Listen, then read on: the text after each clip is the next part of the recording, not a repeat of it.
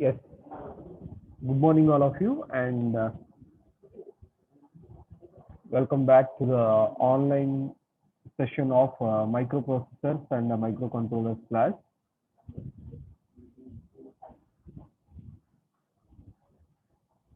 Today, we'll be discussing about the architecture of 8086 microprocessors. This topic is very much important for further understanding of the subject as well as for exam point of view also. Okay, so you might have a question regarding this architecture of 8086. So please be very concentrated in the class and keep following. Okay, so if you have any doubts regarding this, please ask me. Don't keep those doubts with you. Please ask me by raising your hand or ping me in the chat box. Okay. See, the number of people joining the class are also very much less. So I want people to join the class, listen to it, and that will definitely give you some clarity regarding this subject. Okay. So if you directly open the book or directly open some material in order to read this particular subject. Okay, I'm not talking about the remaining subjects. If you directly open a textbook or a material in order to read this particular subject, you will definitely feel uncomfortable and you will not get any interest to read this. Okay, so that way you will keep preparing this subject and finally you will end up failing this. Okay, so that should not happen. Okay, so I'll try to make this subject clear to you as far as my knowledge is concerned. So please join the class without skipping. Okay, and please be regular also. Okay, so it is just clicking on some link, say putting your headsets or earphones into ears and just sitting aside. That is what you should do. Okay, so that's all you want to do, and please be concentrated and regular to the class. So without wasting any further time here, we'll start the session. Architecture of 8086. Till now, you have we have seen what the microprocessor is, what are different architectures of the microprocessor, general microprocessor. Okay, and in the last class, we saw the history of microprocessors, how actually the microprocessors developed from where it all started and where we are till today. Okay, so their RAM capacities, their clock frequency capacities, their storage capacities, bit handling capacities, all those were seen in the previous classes. And in the recent class, we just went through the features of 8086 processor. The different features of 8086 processor was discussed in the last class. Okay, so keeping those in mind. Okay, hoping that the previous classes are clear to you.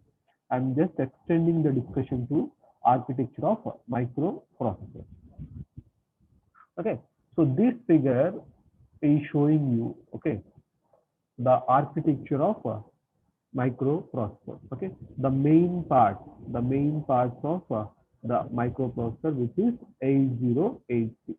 Okay, so generally this 8086 microprocessor uh, has been implemented using a two-stage pipelining in instruction execution. Okay, so mainly the purpose of 8086 or any other microprocessor is performing the operation that we require. Okay, executing something that we need to perform. Okay, so that instruction execution or that performance, okay, that process is done in two stages with respect to this particular 8086. Okay, so compared to the previous architectures of this microprocessor, that means the previous versions like 8085 8080, okay, or 8008, all the other previous versions of this microprocessor will have a single stage instruction execution. Okay, that I'll try to differentiate later in the time. But here, for the time being, understand that the architecture of 8086 microprocessor is having a two-stage pipelining. We will discuss what is this pipelining also within very short time here.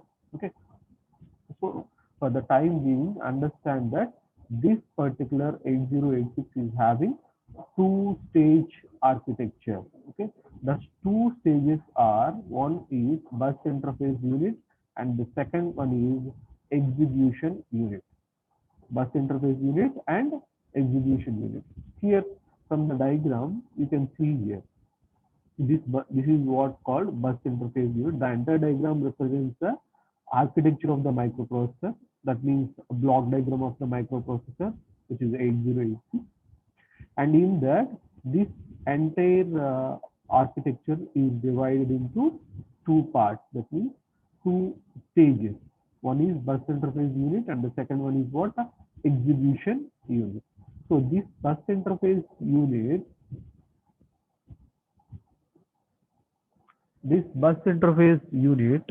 see, is having parts like this is a summon unit and some registers we have here, and this is the important part of the bus interface unit, which is nothing but 6-byte prefetch instruction queue. This is nothing but instruction queue. This is the important part of bus interface unit.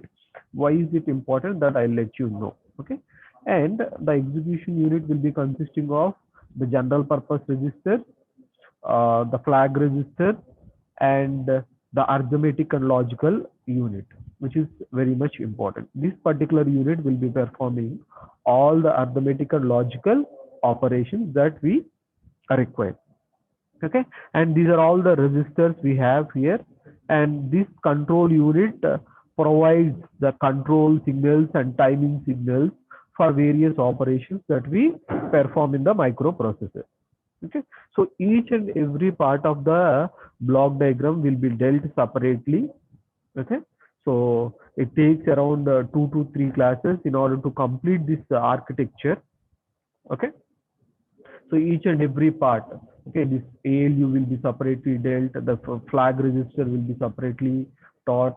All these registers are having a significance in the operation of this 8086 microprocessor. So each and every part will be separately dealt. Okay, so do not worry about that, and we'll sum up everything in this particular class. Okay, so we'll take a overview of this particular architecture in this class, and in the coming classes we'll be dealing these registers, these or you can say flag registers and ALUs separately. Right, so why we made why we made 8086 architecture as a two-stage pipelining process. Okay, why is it important to make this architecture in this manner? What is the importance? Okay, that we'll see now. And what is the function of this bus interface unit and execution unit separately? We'll see now. Okay, so let us understand what is this pipelining. Okay, pipelining in 8086. Okay, first thing is bus interface unit fetches and stores instructions once the queue has more than 2 empty bytes. First, let us understand this. What is bus interface unit? Okay, so generally this bus interface unit, see, this is the bus interface unit we are talking about. This bus interface unit will be consisting of a bus interface logic. This is the bus interface logic here. Okay, I'll try to annote. This is the bus interface logic we have. Okay, so the bus interface logic, some general purpose registers. These are some general purpose registers we have, and this is instruction pointer. It has some significance. And the next one is The most important part of bus interface unit is the instruction queue. Instruction queue. Okay. So what does this instruction queue do? Okay. So what happens is, suppose, let us say we need to perform an operation called add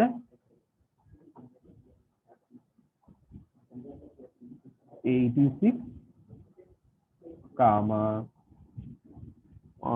let us say some 64. Okay, so this is what I need to perform. Okay, so I need to add two numbers, right? I need to add two numbers. Okay, so by using this 8086 microprocessor. So what do we need to do? Add is an instruction and these two are the data.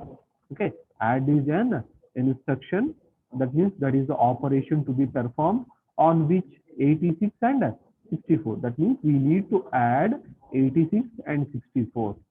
That is the operation that has to be performed. Okay, so this operation is performed by this processor in a two-stage manner. In a two-stage manner.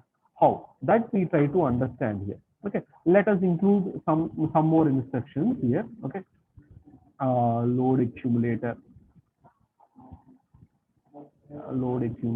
with some 86, let us say, and store whatever it is. Okay, so 1 2 3, we have three instructions, right? These are the three instructions that we need to perform, let us say. Okay, please concentrate, this point is very important here. See, this 8086 architecture performs this entire program. Let this be a program or a code, this entire program in a two-stage manner. How? Firstly, the bus interface unit which is there here, this bus interface unit will fetch these instructions.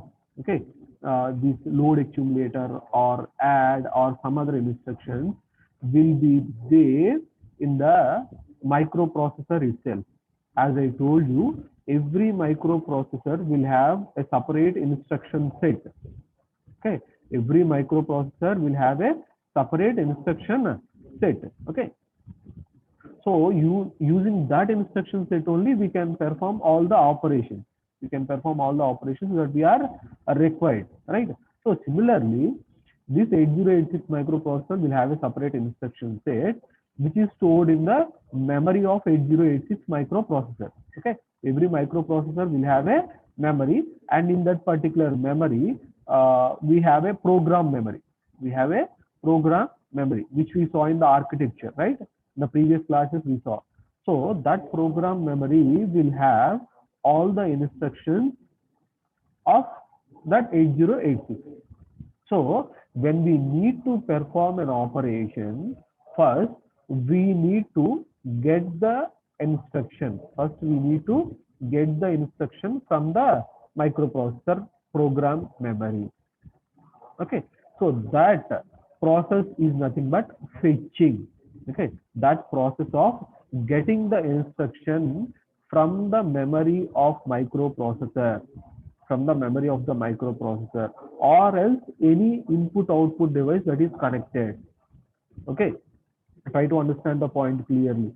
The process of getting the data or the process of getting the instruction from the memory of the microprocessor or from the external memory is nothing but fetching. Is nothing but what? Fetching. F-E-T-C-H-I-N-G. Fetching. Okay, so that fetching process of either instructions or data, either instructions or data will be performed by this particular bus interface unit. Okay, the process of fetching the instructions or data from program memory or data memory or else from the external memory is done by the bus interface unit. Okay, is this point clear to everyone? Hope it is clear. And next, yes, it fetches the instructions or data from the source point. Now, where does this store? So the fetched instructions will be stored in this instruction queue. Instruction queue.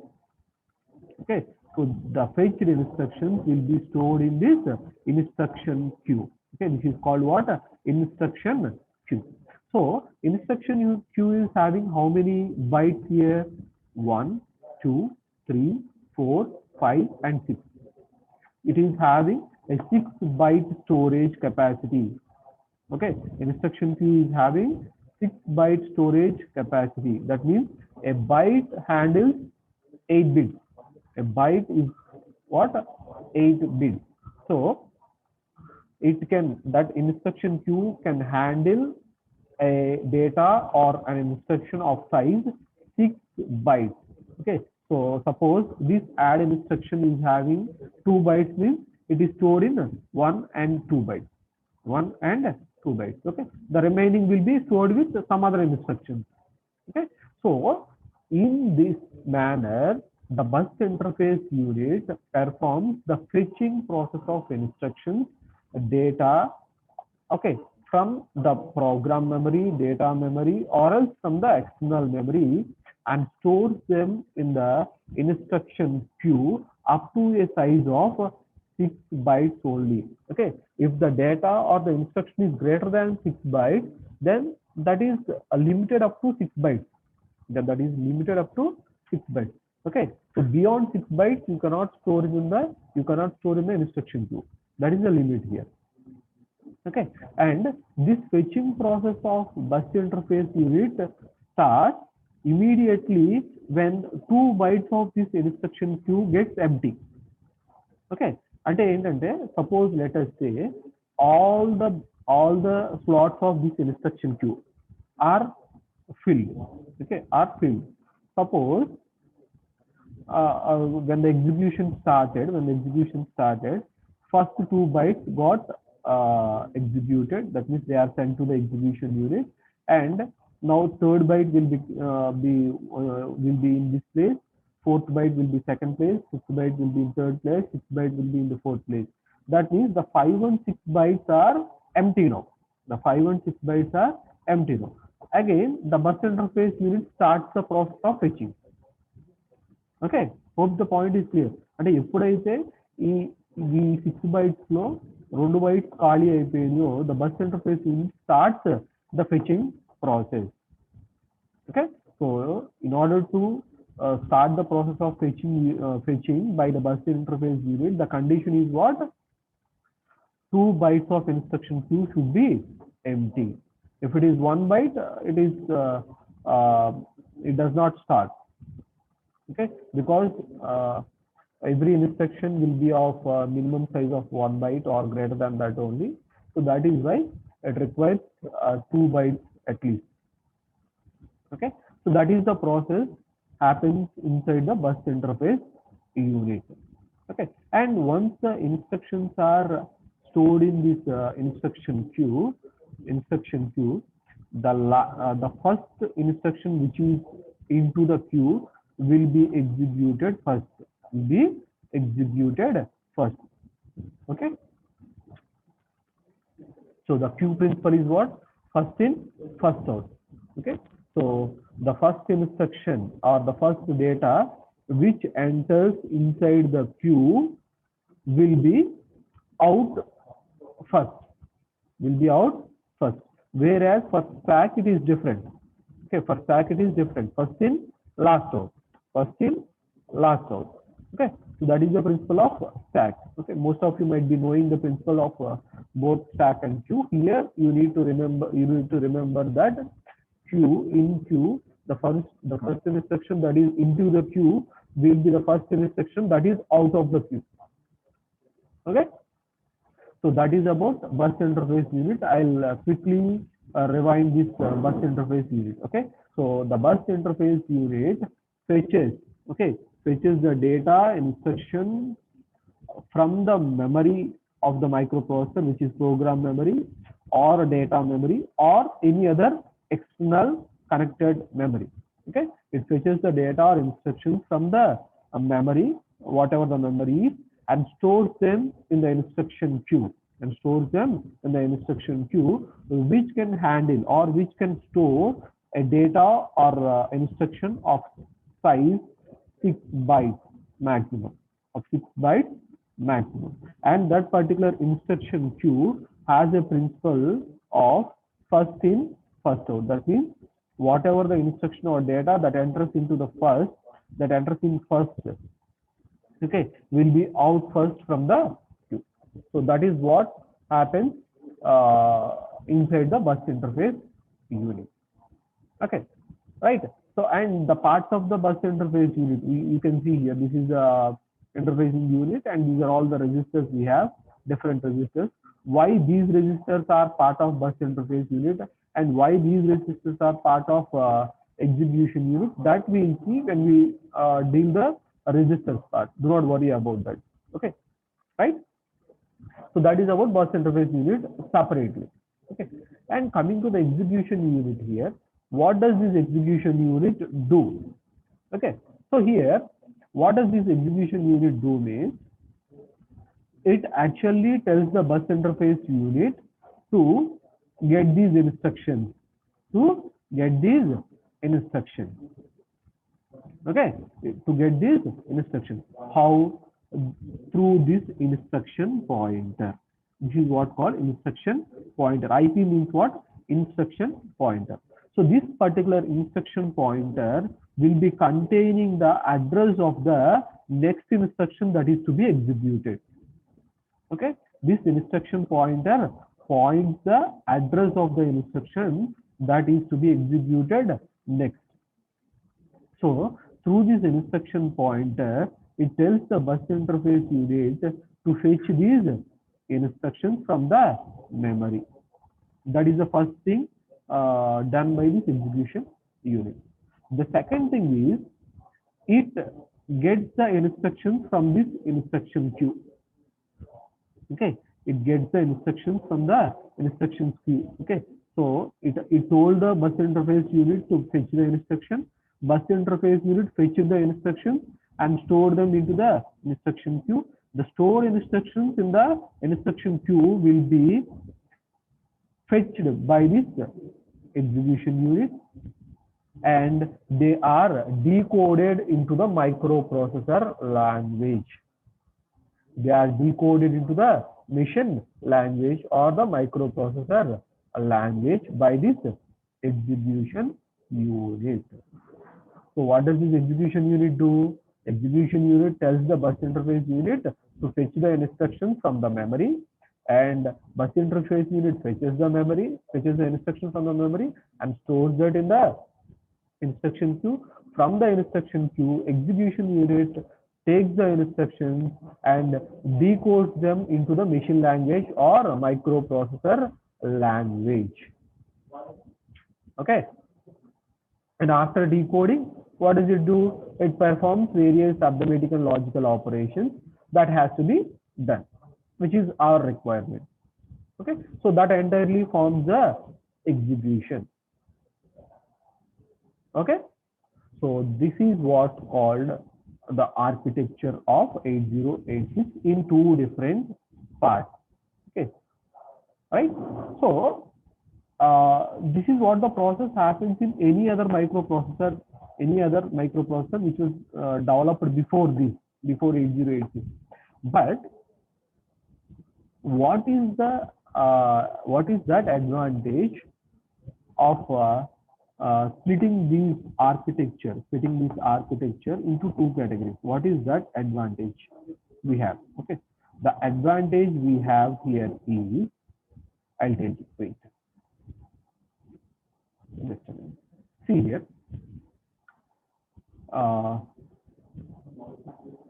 So how this fetching operation takes place, that I'll explain before that. See here. See how fetching bus interface unit operates, that I'll explain. Okay, how this queue operates.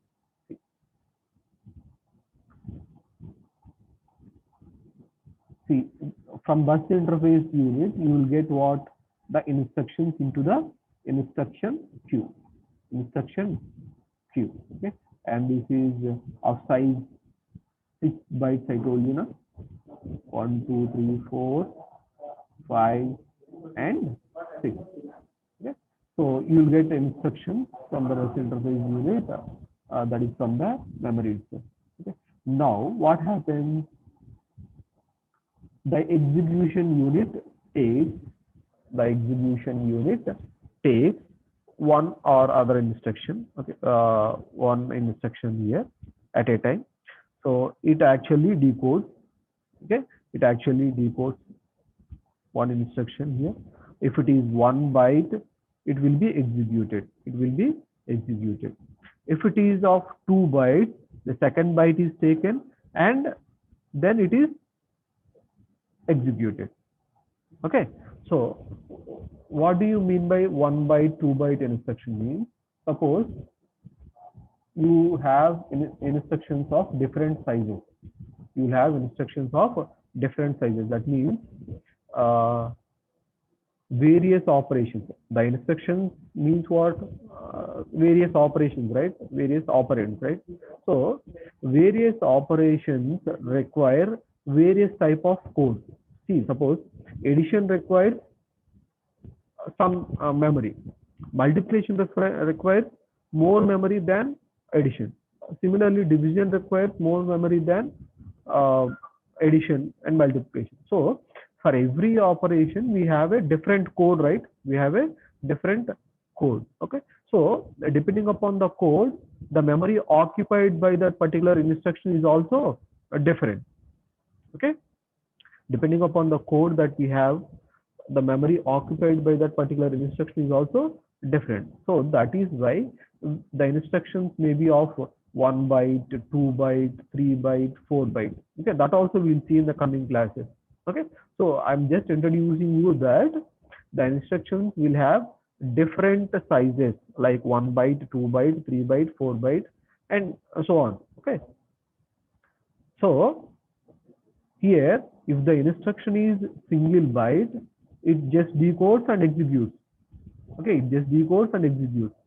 If the instruction is of 2 bytes, first byte is fetched, then it is decoded, second byte is fetched, then it is decoded. Okay, it verifies whether the instruction is single byte or 2 byte. Okay, so after the verification only the instruction is executed. If the instruction is of 2 bytes, first 2 bytes will be fetched from the instruction queue, then those 2 bytes are decoded, then those instruction is executed. Because if you fetch 1 byte and execute, then that gives you an error, because you are just fetching the half instruction. You are just fetching the half instruction, not complete instruction, because the size of the instruction is what? 2 bytes. Okay, the size of the instruction is 2 bytes. So you need to fetch the 2 bytes. You need to fetch the 2 bytes in order to completely execute the instruction. Right? Hope the process is clear. Okay. So if the instruction is of 3 bytes, then you need to fetch the 3 bytes. You need to decode 3 bytes, and then you need to execute. Okay. So the execution decoding process depends upon the size of the instruction. That we need to verify here. This particular block verifies whether the instruction is of 1 byte, 2 byte, or 3 byte, or whatever the size is. Okay, so this is the process that happens inside the microprocessor, which is 8086. Okay, so now what you need to understand is, suppose that the instruction is of 2 bytes. Suppose that the instruction is of 2 bytes. So 1, 2, 3, 4, 5, and 6. So first 2 bytes will be fetched. Okay, after fetching first 2 bytes, they are decoded and execution starts. Now simultaneously అంటే parallel గా ఇక్కడ ఏం జరుగుతుంది? When these 2 bytes are fetched, ఇక్కడ execution process start అవుతుంది in the execution unit. But ఇక్కడ ఏమవుతుంది? ఈ 3 లో ఉన్నది 1 లోకి వస్తుంది, 4 లో ఉన్నది 2 లోకి వస్తుంది, 5 లో ఉన్నది 3 లోకి వస్తుంది, 6 లో ఉన్నది 4 లోకి వస్తుంది. అండ్ ఈ రెండు ఏమవుతాయి, these will be empty for us, అవునా కదా, these will be empty for us. So ఇందాక మనం స్టార్టింగ్ లో ఏం చెప్పుకున్నాం, ఎప్పుడైతే ఇన్స్ట్రక్షన్ క్యూలో రెండు బైట్స్ ఎంప్టీ అవుతాయో అప్పుడు ఇక్కడ ఏమవుతుంది, ఈ క్యూ ఆపరేషన్ అనేది మళ్ళీ స్టార్ట్ అయిపోతుంది. అంటే ఏంటి, getting instruction from the memory అనేది స్టార్ట్ అయిపోతుంది, అవునా కదా. అంటే ఇక్కడ ఏమవుతుంది, ఇక్కడ ఎగ్జిక్యూషన్ ఆల్రెడీ జరుగుతుంది అండ్ ఇక్కడ ఏం జరుగుతుంది, queue operation, bus interface unit operation కూడా జరుగుతుంది, అవునా కదా. అంటే fetching of instructions from the memory is happening and execution of some instruction is also happening simultaneously. That means we are able to save the time of fetching. We are able to save the time of fetching and we are able to save the time of execution. Thus, we are able to increase the speed of the microprocessor. Right? So that is the advantage of this particular pipelining process. Okay, that is the advantage of pipelining process. So generally, why do we use pipelining here? Suppose when you open the tab, so tab will have a pipelining, right? So tab will have a pipelining structure.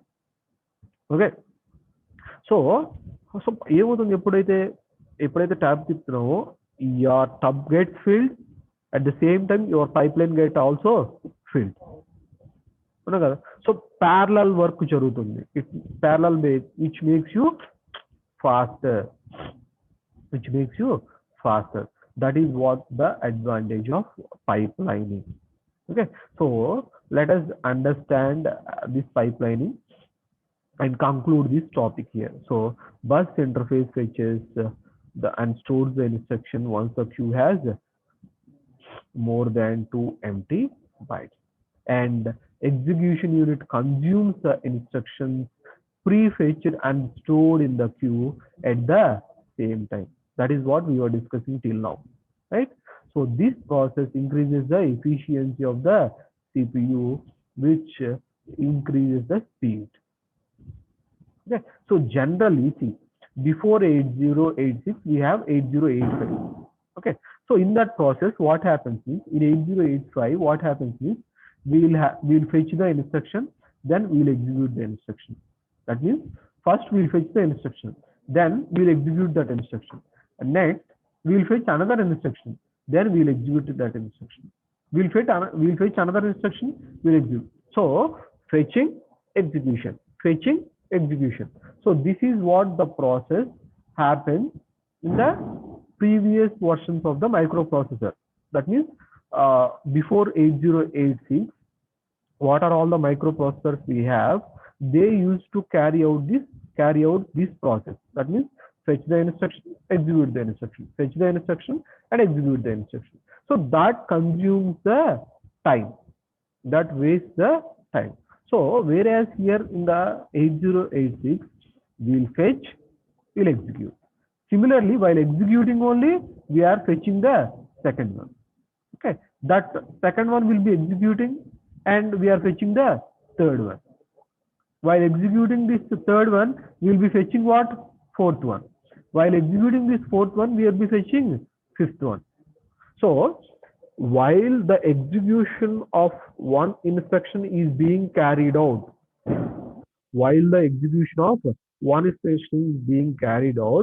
we are fetching the other instruction that has to be executed next.